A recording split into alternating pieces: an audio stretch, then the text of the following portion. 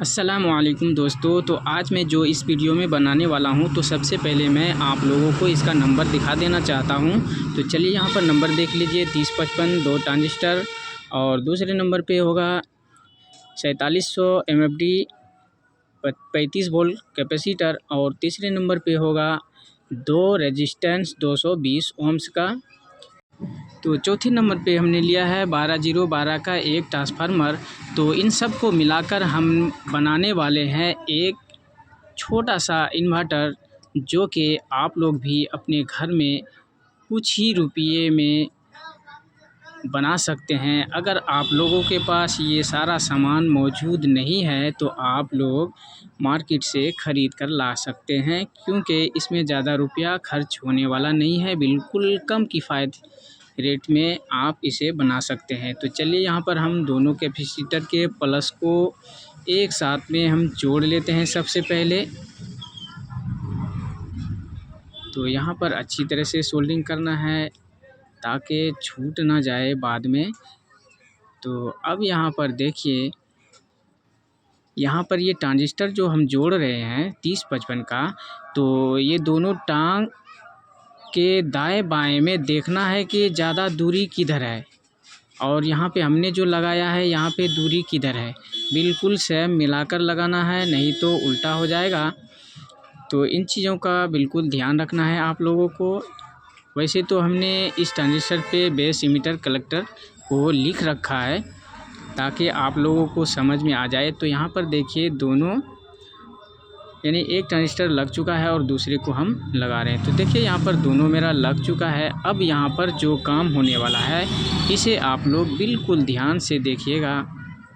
तो ये माइनस वाला जो टांग कैपेसिटर का दोनों बचा था, इसको भी हम सीरीज कर लेते हैं। तो चलिए यहाँ पर फटाफट हम इसको भी सीरीज कर लेते हैं, क्योंकि प्लस को हमने पहले ही सीरीज कर लिया था और माइनस को यहाँ पर सीरीज कर लेना है अब।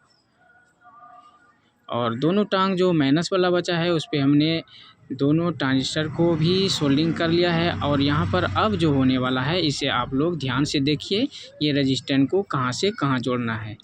और ये ट्रांजिस्टर जो है इस पर सोल्डिंग नहीं पकड़ने वाला है, इसीलिए यहाँ पर हमने नट बोल्ट को कस रखा है ताकि सोल्डिंग पकड़ ले।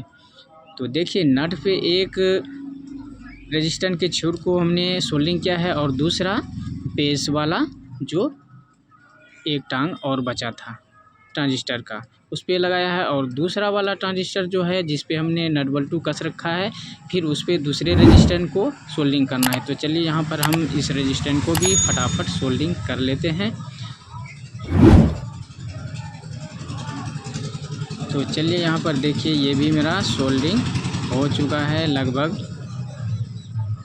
और ये अब दूसरा हिस्सा जो बचा है इसको दूसरे वाले ट्रांजिस्टर के बेस पे सोल्डिंग कर लेना है। तो चलिए इसे भी हम सोल्डिंग कर लेते हैं, उसके बाद आप लोगों को हम दिखाएंगे कि किस तरह से सोल्डिंग हमने किया है, और आप लोगों को भी बिल्कुल इसी तरह से करना है। तो यहाँ पर देखिए आप लोगों को अच्छी तरह से दिख रहा होगा, तो बिल्कुल सेम इसी तरह से आप लोगों को भी सोल्डिंग करना है। और आप लोगों के घर में बाय चांस कभी न कभी लाइन चली जाती होगी, तो उस दौरान इससे आप लोग बिल्कुल एसी वाला बल्ब, यानी डीसी वाला नहीं बल्कि एसी वाला 9 वाट हो चाहे 10 वाट हो, उसको आप आराम से जला सकते हैं। तो चलिए यहाँ पर देखिए इतना दूर तक तो हमने कर लिया है।